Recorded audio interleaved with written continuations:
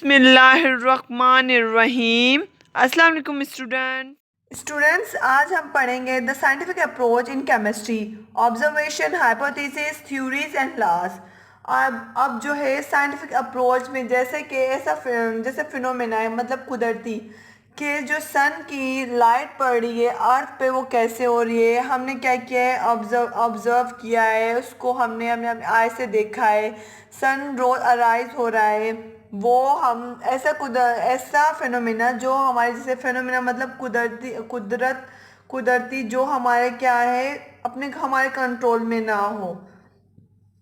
अब जो है प्लांट्स कैसे मूव करें, ग्रो कर रहे हैं, ये हम क्या करते हैं, ऑब्जर्व करें। अब जो है इसमें क्या है, over the year science has developed through a series and discoveries which start off as observed natural phenomena which had to be explained.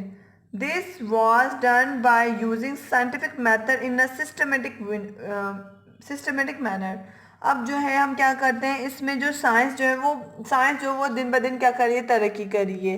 वो तरक्की करिए, वो कैसे करिए कि वो नेचुरल फिनोमिना को क्या करिए, ऑब्जर्व करिए। जैसे कि लाइट बनी, वो कैसे बनी कि ना बिजली का कड़कना, उसमें इसने क्या दिया, देखा कि बिजली जो है वो पानी से क्या है, उसने बारिश हो रही है या बिजली कड़क रही है, वो कैसे, वो उसने देखा लाइट से, पानी से देखा, तो फिर उसने क्या बिजली बना दी, बना दी। तो हमने उसने क्या किया, नेचर से लिया ना, नेचर से लिया तो उसने क्या, और नेचर से लिया तो अब इसने लिखा है फिनोमेना। फिनोमेना जैसे कुदरत, जैसे कि हमारे अपने हाथ में ना हो, ये नेचुरली हो। और जैसे सूरज का निकलना, राइज होना, तो ये क्या है, कुदरती है। और इसको क्या किया इसने, साइंस ने या फिर ह्यूमन बीइंग्स ने क्या किया, ऑब्जर्व किया।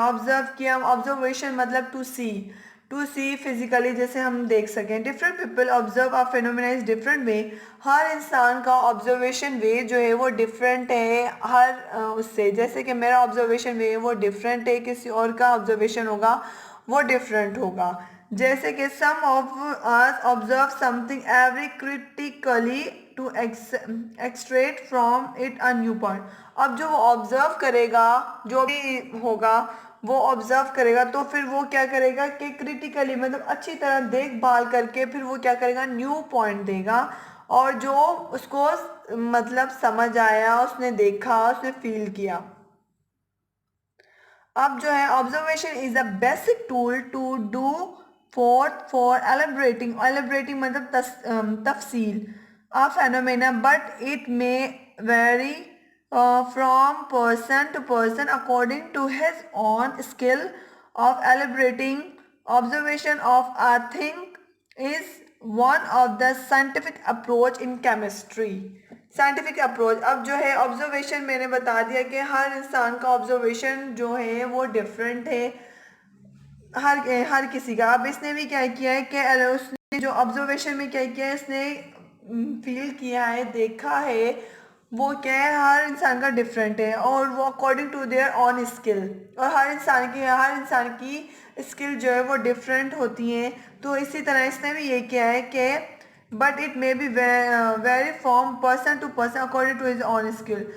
जो उसकी फेनोमेना है, उसने जो ऑब्जर्व किया है वो डिफरेंट है अकॉर्डिंग टू देयर स्किल। जैसे कि मैंने जो ऑब्जर्व मैंने किया या किसी और ने भी किया, ये चीज़ जो प्लांट्स है वो मूव कर रहे हैं वो कैसे हैं, सन जो है वो लाइट है वो कैसे पड़ रही है, और सन जो राइज हो रहा है वो कैसे है, और सन की जो लाइट जो अर्थ पे पड़ रही है वो कैसे पड़ रही है। जो वो ऑब्जर्व किया उसने क्या किया, टू सी मतलब देखा अपनी नज़र से, वो उसने क्या किया, साइंटिफिक इसने क्या किया है साइंटिफिक अप्रोच में। अब जो है हम पढ़ेंगे नेक्स्ट स्टेप जो है हाइपोथेसिस। हाइपोथेसिस क्या है, when a phenomena is observe, जब हम किसी फेनोमेना को ऑब्जॉर्व करते हैं, कुदरती चीज़ों को ऑब्जॉर्व करते हैं, फील करते हैं, तो साइंटिफिक पॉइंटर्स पॉइंटर्स मतलब गौर और फिक्र करते हैं over it and carries our relevant experiment it साइव surveys through the data and arrives at a possible explanation for the nature of the phenomena. This explanation, which is still only a trial idea, it is a hypothesis. It may be or may not undergo a change as a result further investigation and accumulate of more knowledge facts. Relevant क्या है? Relevant जो है बामकसद, जैसे क्या है hypothesis क्या है, हमने ऑब्जर्व किया, उसको फील किया, फिर उसके बाद हमने क्या किया, डेटा कलेक्ट किया, फिर उसको हाइपोथेसिस मतलब नज़रिया देना, नज़रिया। अब जो डेटा कलेक्ट कर दिया फिर हम उसको क्या करेंगे, एक्सपेरिमेंटली करेंगे, फिर हम उसके बाद नेक्स्ट स्टेप में जाएंगे, फिर हम उसके ऊपर गौर व फिक्र करेंगे, गौर व फिक्र पॉइंटर्स मतलब गौर व फिक्र करेंगे, फिर उसको हमने एक्सपेरिमेंट कर लिया, फिर उसके बाद क्या डेटा भी हमने कलेक्ट कर लिया, फिर उसके बाद जो एक्सप्लेनेशन होगी और जो फिर नेचर से लिया होगा, नेचर फिनोमिना है, फिर उसको हम क्या करेंगे, एक्सप्लेन कर लिया, फिर जो और उसको हम आइडियाज़ को क्या करेंगे, ट्रायल करेंगे, आइडियाज़ को ट्रायल करेंगे, फिर वो क्या करेगा, इस पूरे इस प्रोसेस को हम क्या बोलेंगे, हाइपोथेसिस मतलब नज़रिया किसी भी चीज़ का देने का जो है। फिर उसको हम फर्दर हम क्या करेंगे, फिर ज़्यादा से ज़्यादा क्या करेंगे, इन्वेस्टिगेशन करेंगे, फिर एक्यूमुलेट करेंगे, जमा करेंगे डेटा को, और फिर मोर नॉलेज देंगे और मोर नॉलेज हासिल करेंगे, और फैक्ट्स और नॉलेज हासिल करेंगे और फैक्ट्स मतलब असल मालूमात जो है उस चीज़ तक पहुँचेंगे और मालूम करेंगे। अब जो ऑब्जर्वेशन में साइंटिफिक अप्रोच में क्या होगा कि ऑब्जर्वेशन हो गए, हमने कर लिया, सी कर लिया, फिर हमने हाइपोथेसिस कर लिया मतलब नज़रिया दे दिया, अब जो है हम थ्योरी की तरफ जाएंगे। अब जो है हाइपोथेसिस के बाद क्या आएगी, थ्योरी। थ्योरी जो है वो हर किसी की वो डिफरेंट है। अब जैसे कि हमने दे दिया, the scientific convey his hypothesis to other worker of the same field for the discussion and for further experimentation. When the observation experiment, then it becomes a theory, scientifically acceptable ideas of principle to explain a phenomena. A good theory predicates a new facts and unreal new relationship between a naturally occurring phenomena. अब जो है theory जो है, जब हमारे पास hypothesis हो गई, observation हो गई, अब जब हमने ऑब्जर्व कर लिया उसके बाद हमने क्या किया, हाइपोथेसिस दिया, हाइपोथेसिस दे दिया, हाइपोथेसिस के बाद जो हमारे पास ऑथेंटिक डेटा होगा फिर हम जो वो थ्योरी की फॉर्म में जाएंगे, हम थ्योरी आगे नेक्स्ट स्टेप में जाएंगे।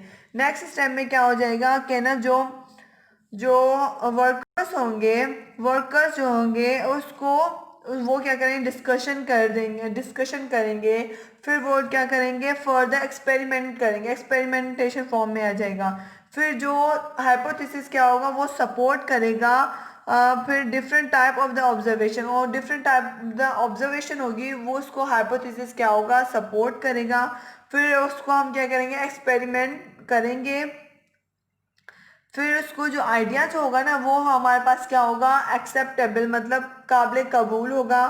फिर जो है फेनोमेना तो मैंने आपको पहले बता दिया, और आ गुड थ्योरी। अब फिर जो हम क्या करेंगे, पेशेंट गोई करेंगे, unreal a new relation between naturally occurring phenomena, जो हमारे नेचर से होगा, जैसे कि कोई भी चीज़ है, प्लांट का ग्रो होना वो कैसे जैसे नेचुरली हो, फिर हमने जब ऑब्जर्व कर लिया, फिर हमने थ्योरी दे दिया, हाइपोथेसिस दे दिया, फिर थ्योरी।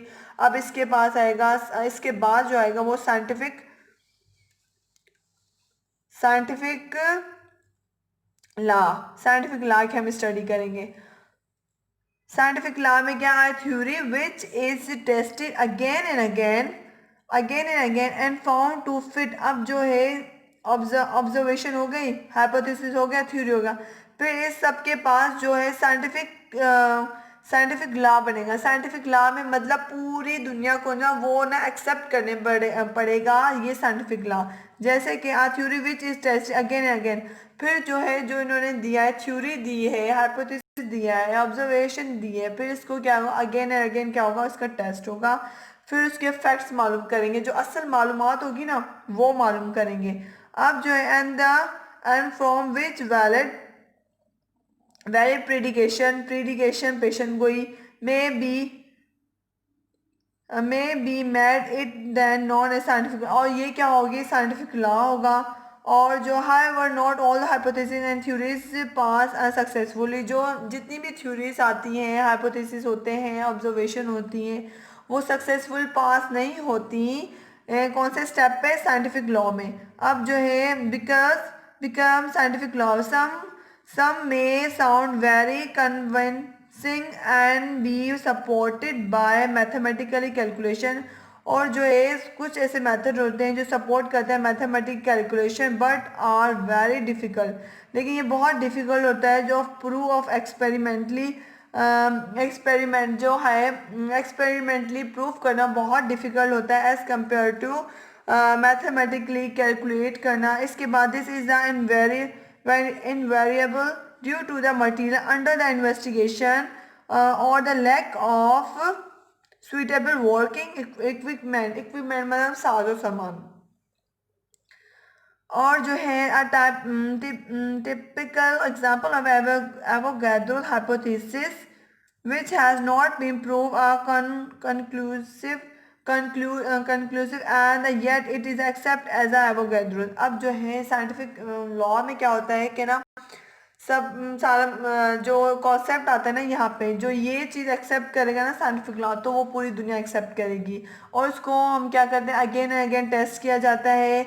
और जो है इसमें क्या होता है, इसमें प्रीडिकेशन। अब जो है यहाँ पे काफ़ी लॉस आके, काफ़ी जो कॉन्सेप्ट्स आके, हाइपोथेसिस एंड थ्योरीज आके वो सक्सेसफुल पास नहीं होती और वो क्या करते हैं हाइपोथेसिस जो है सक्सेसफुल पास नहीं होती और जो ये सपोर्ट करता है मैथमेटिक कैलकुलेशन, बट जो है एक्सपेरिमेंटली क्या होता है वो प्रूव नहीं कर पाते, वो डिफ़िकल्ट होता है प्रूव करना एक्सपेरिमेंटली। और जो है इसको हम फिर किया जाता है कंक्लूज किया जाता है जो एक्सेप्ट हुआ है ना अभी तक, वो एवोगैड्रो लॉ है, accepted as Avogadro law. Avogadro law है जो वो एक्सेप्ट हुआ है। Science cherish all forms of ideas and proposals. अब जो साइंस जो है क्या करती है, पसंद करती है न्यू आइडियाज़ और जो इसकी राय, प्रपोजल मतलब राय, even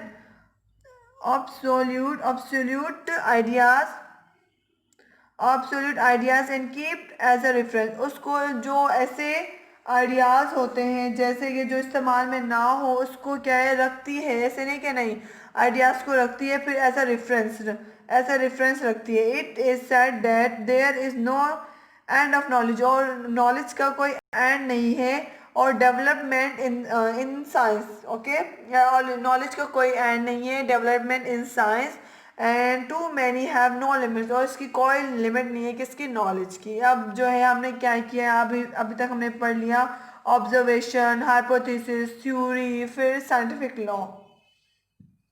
okay, thank you for watching.